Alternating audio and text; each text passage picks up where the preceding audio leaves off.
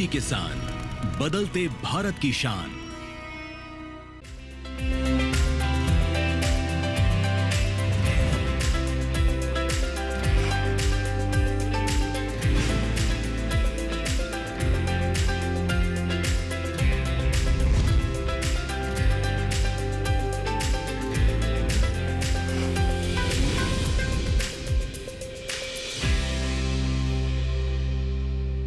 नमस्कार, स्वागत है आपका सफल किसान में। मैं हूं अंजू सिंह।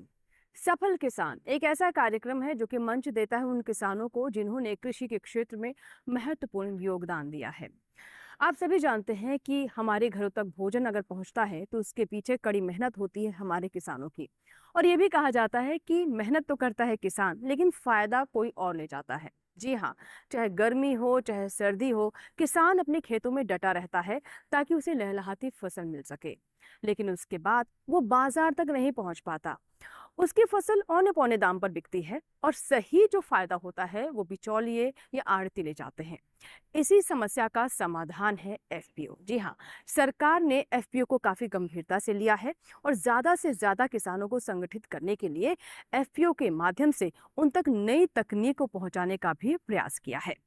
आज हम आपको लेकर चलेंगे सीकर जिले में। जी हाँ, राजस्थान के सीकर जिले के हमारे सफल किसान हैं राम सिंह, जिन्होंने एक ऐसे ही एफपीओ से 600 किसानों को जोड़ा है। आइए जानते हैं कि कैसे ये किसान सशक्त हुए हैं और साथ ही उन्हें अपनी उपज का सही दाम भी मिल रहा है। आइए देखते हैं।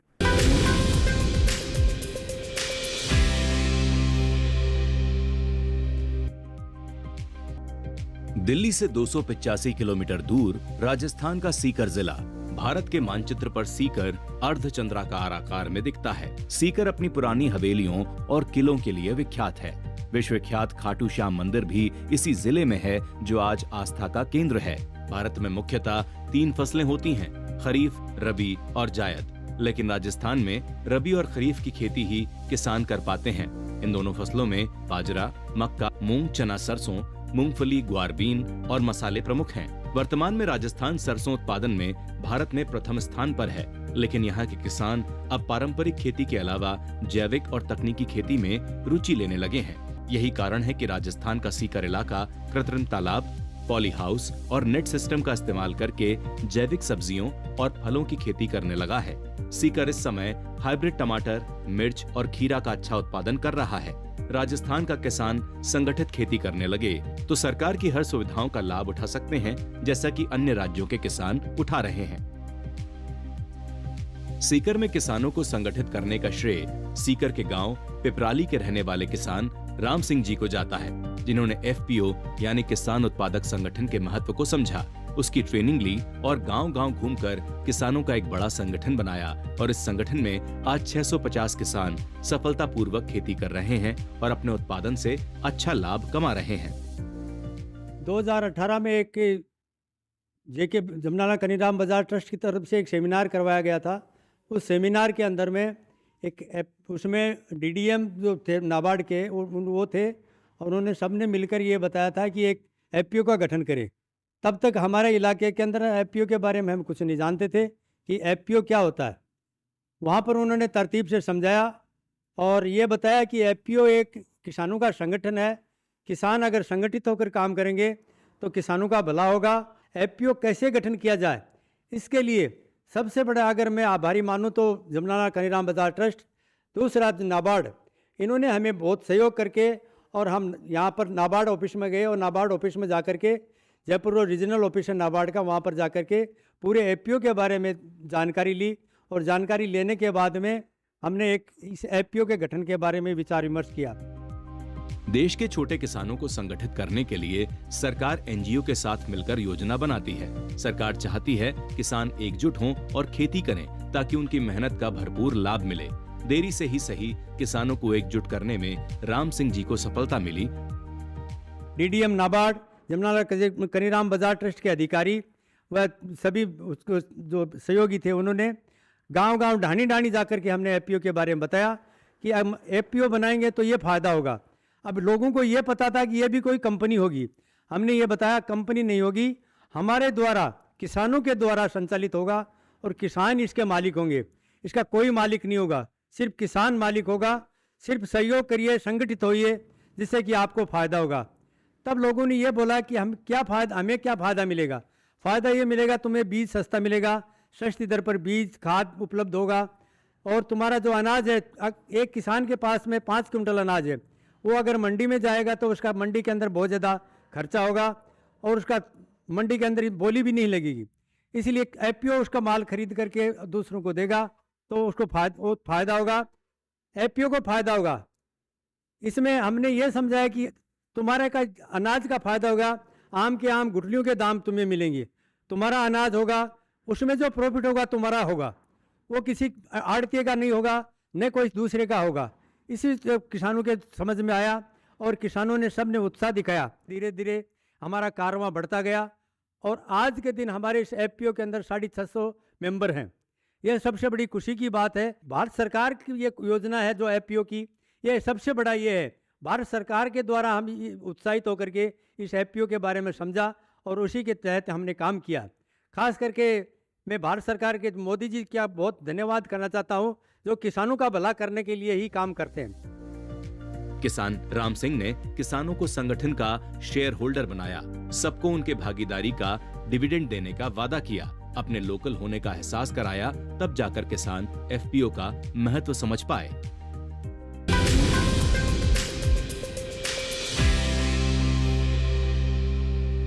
तो देखा आपने कि किसान विकास केंद्र कैसे किसान और एफपीओ के बीच में एक सेतु का काम कर रहे हैं। फिलहाल इसी के साथ ही यहाँ वक्त है छोटे से ब्रेक का, लेकिन ब्रेक के बाद जब वापस आएंगे तो हम जानेंगे कैसे राम सिंह जी ने इन किसानों को संगठित किया और इससे हमारे किसानों को कैसे फायदा हुआ। जानेंगे छोटे से ब्रेक के बाद। देखते रहें सफल किसान।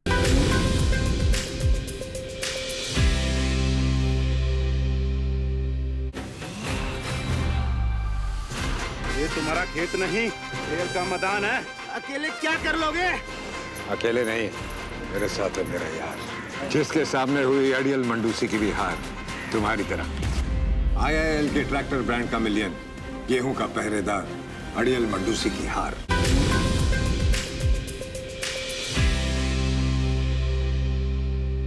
ब्रेक के बाद एक बार फिर आपका स्वागत है। आप देख रहे हैं सफल किसान। आज के सफल किसान में हम बात कर रहे हैं एफपीओ की। आपने अक्सर सुना होगा कि संगठन से शक्ति, और यही आत्मा है एफपीओ की। या फिर ये कहें कि आम के आम और गुठलियों के दाम, तो ये भी गलत नहीं होगा। आइए जानते हैं कि कैसे किसानों को एफपीओ से जोड़ा जा रहा है और सरकार कैसे इसमें मदद कर रही है।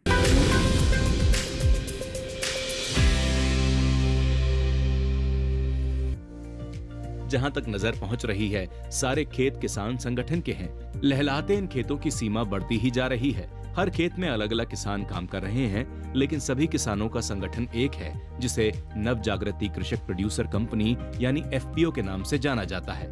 किस खेत में कौन सी फसल लगानी है, सारा काम संगठन की देखरेख में होता है। इसके लिए कृषि वैज्ञानिक और बजाज फाउंडेशन के कर्मचारी समय समय पर खेतों का मुआयना करते हैं और किसानों को जरूरी सुझाव देते हैं, जबकि नाबार्ड किसानों को जरूरी आर्थिक मदद पहुंचाता है और उनके प्रोडक्ट बाजार में लाने की व्यवस्था करता है।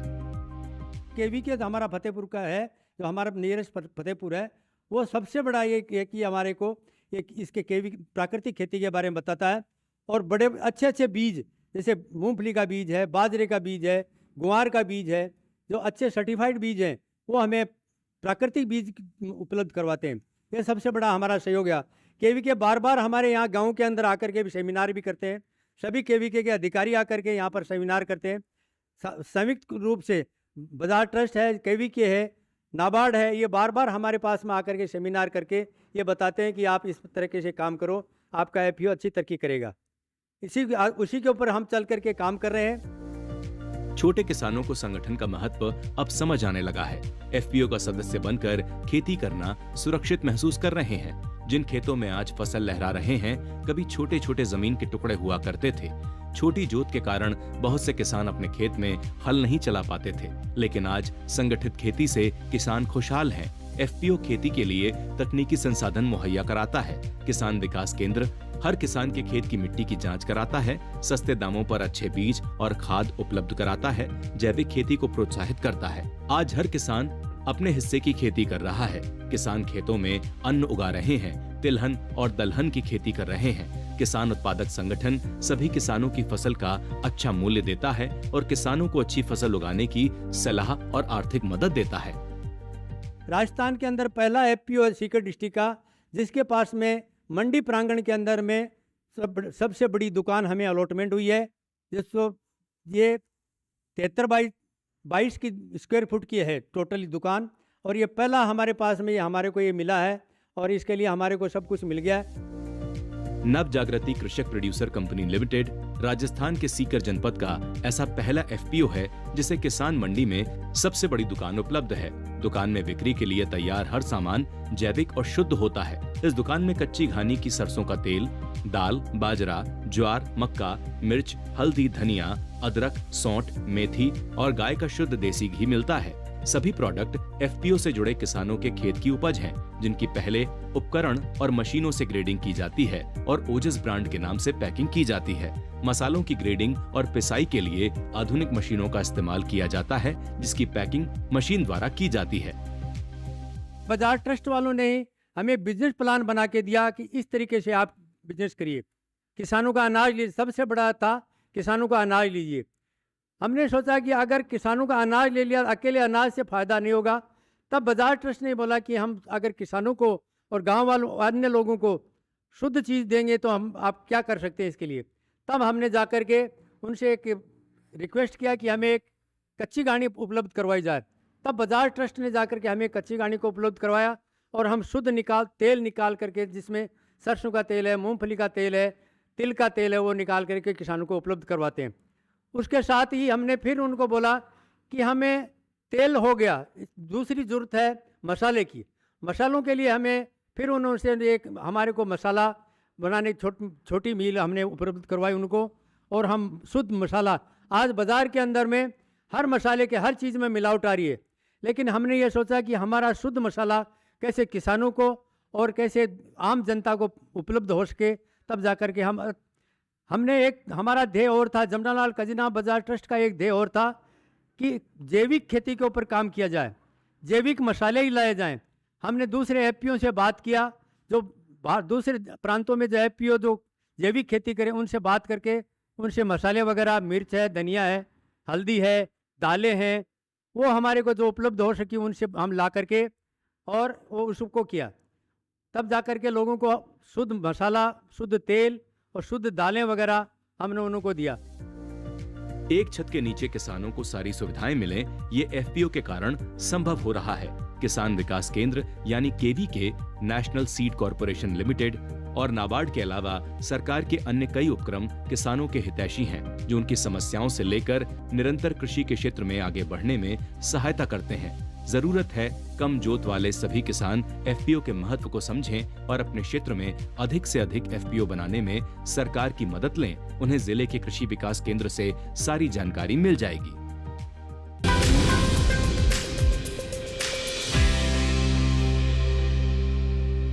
इसी के साथ ही यहाँ वक्त एक छोटे से ब्रेक का, लेकिन ब्रेक के बाद जब वापस आएंगे तो हम आपको बताएंगे कि कैसे राम सिंह जी एफपीओ को पूरी तरह से समर्पित हैं।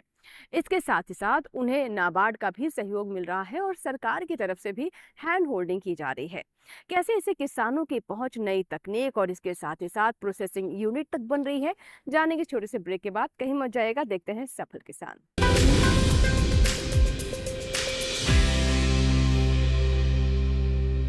सोने की चमक और बढ़ जाती है जब वो खरा हो। अब आप कहेंगे कि ये सोना खरा है, ये मैं कैसे जानती हूँ? मैं क्या जौहरी हूँ? जी नहीं, लेकिन BIS ने इसे बहुत आसान बना दिया है। गोल्ड ज्वेलरी पर 6 अंकों वाले HUID कोड के साथ हॉल मार्किंग मैंडेटरी कर दी है। हॉल मार्क देखकर ही गोल्ड ज्वेलरी खरीदें। और हाँ, हॉलमार्क ज्वेलरी की ऑथेंटिसिटी चेक करने के लिए BIS आपके लिए लाया है BIS केयर ऐप। इसे अपने फोन में डाउनलोड कर लीजिए।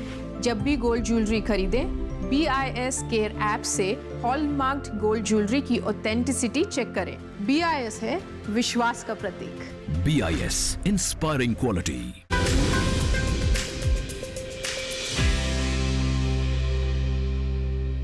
ब्रेक के बाद एक बार फिर आपका स्वागत है। आप देख रहे हैं सफल किसान। तो अभी तक आपने जाना कि कैसे एफपीओ से किसानों को फायदा हो रहा है। इसमें हमने आपकी मुलाकात करवाई सीकर जिले से संबंध रखने वाले सफल किसान राम सिंह जी से। आइए जानते हैं कि कैसे एफपीओ का संचालन होता है और कैसे इसे गठित किया जाता है।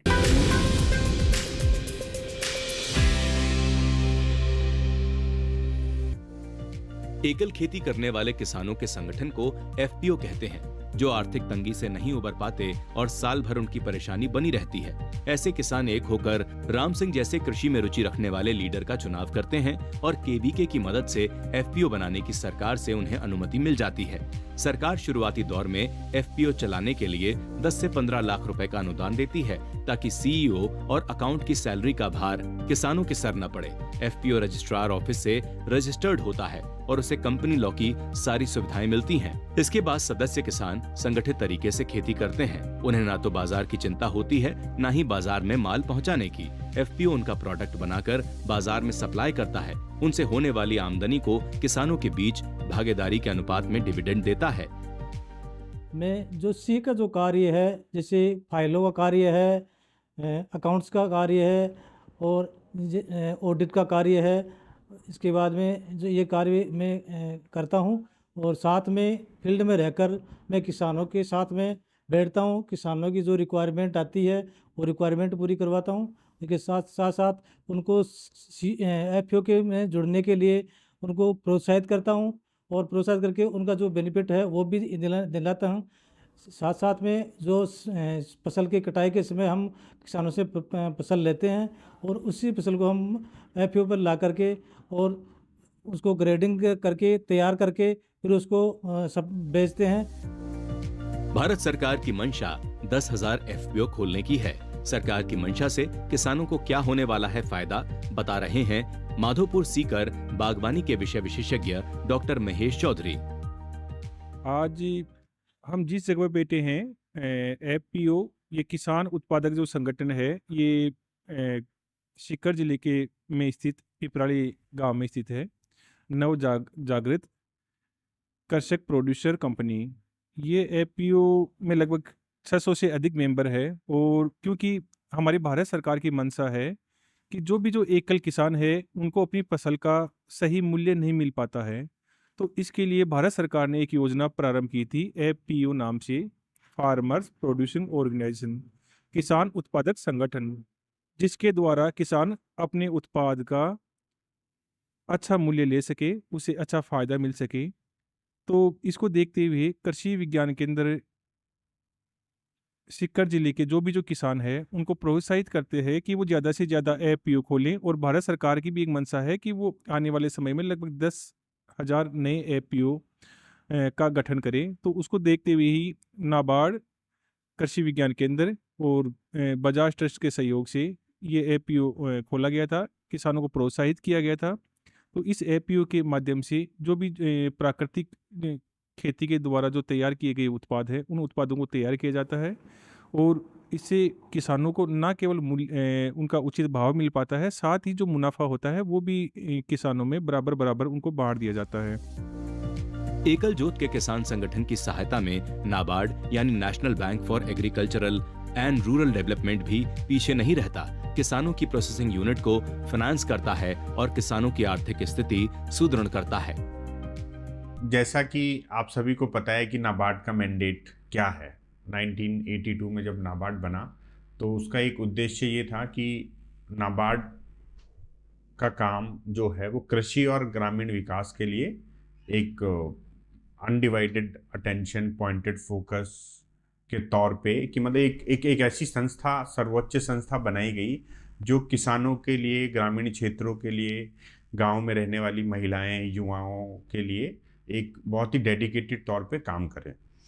और आप देखेंगे कि नाबार्ड सिर्फ ऐसा नहीं है कि सिर्फ क्रेडिट बेस्ड ही काम करता है, फाइनेंशियल एंड नॉन फाइनेंशियल दोनों तरह की इंटरवेंशंस होती है नाबार्ड की फील्ड लेवल पे। और आप जैसे आपने देखा होगा कि जैसे नाबार्ड का आप देखते हैं कि क्रेडिट फंक्शंस में आप ये कह सकते हैं कि जो, जैसे मैंने कहा कि फाइनेंशियल टर्म्स में अगर आप बात करें तो नाबार्ड राज्य सरकारों को, बैंकों को वित्तीय सहायता उपलब्ध करवाता है ग्रामीण क्षेत्रों में विकास के लिए। तो ग्रामीण क्षेत्रों में अगर जैसे राज्य सरकारों की बात करें या चाहे आप देख लीजिए केंद्र सरकार की बात करें, तो जैसे स्वच्छ भारत मिशन है, प्रधानमंत्री आवास ग्रामीण योजना है, LT long term irrigation fund है अभी जो रिसेंटली, जिससे कि बहुत काफ़ी बड़े एरिया में इरिगेशन फैसिलिटीज़ क्रिएट हुई हैं। तो इस तरह की एक्टिविटीज़ के लिए भी भारत सरकार को नाबार्ड ने वित्तीय सहायता उपलब्ध करवाई है।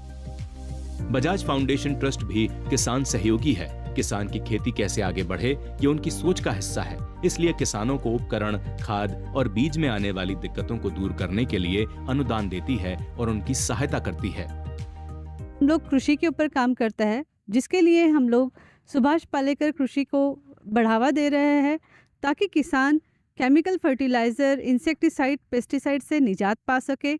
जो रकम उनकी खेती में बढ़ रही है, लागत जो बढ़ रही है, उसको वो कम कर पाए और हमारी देसी गाय से बने हुए संसाधन उसका उपयोग करके खेती बाड़ी अच्छे से कर पाए, जिसमें कि वो अपने ही खेत से बने हुए पेड़ पौधे हैं या गौमूत्र है, गोबर है, उससे दशपर्णी, जीवामृत, ब्रह्मास्त्र, इन सब का उपयोग करते हुए खेती कर सकता है, जहाँ पे उनकी लागत बहुत कम होगी और मार्केट में भी उन्हें अच्छी कीमत मिल पाएगी।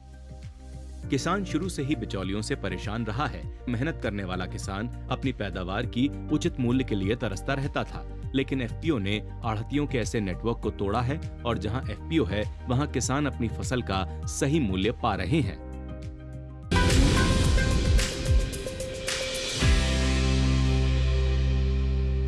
तो ये था हमारा आज का सफल किसान। सफल किसान के माध्यम से हम आप तक ये संदेश पहुंचाने का भी प्रयास करते हैं कि कोई भी चुनौती आपका रास्ता नहीं रोक सकती। अगर आप प्रबल आत्मविश्वास के साथ आगे बढ़े, सरकार की योजनाओं का लाभ लें और साथ ही साथ संगठन की शक्ति के महत्व को समझें और एफपीओ से इसलिए जुड़ना ना भूलें। हमें पूरी उम्मीद है कि आज का सफल किसान आपको जरूर पसंद आया होगा और आप भी इन किसानों के जीवन से कुछ न कुछ सीख अवश्य लेंगे। अगर आपके कोई सुझाव है तो आप हमें ईमेल कर सकते हैं, पत्र भी लिख सकते हैं। हमारा ईमेल आईडी है safalkisandd@gmail.com। हमारा पता है सफल किसान, कमरा नंबर 77, CPC, दूरदर्शन, खेलगांव, नई दिल्ली 110049। आपके ईमेल्स और आपके पत्रों का हमें इंतजार रहेगा। अगर आप चाहते हैं किसी किसान की सफलता की कहानी हम अपने कार्यक्रम में लेकर आएं तो इसकी जानकारी भी आप हमें ईमेल कर या पत्र लिखकर अवश्य दें। सफल किसान के एक नए अंक में सफलता के कुछ और ऐसी ही कहानियों के साथ फिर होगी आपसे मुलाकात। तब तक आप बने रहें दूरदर्शन किसान के साथ। नमस्कार।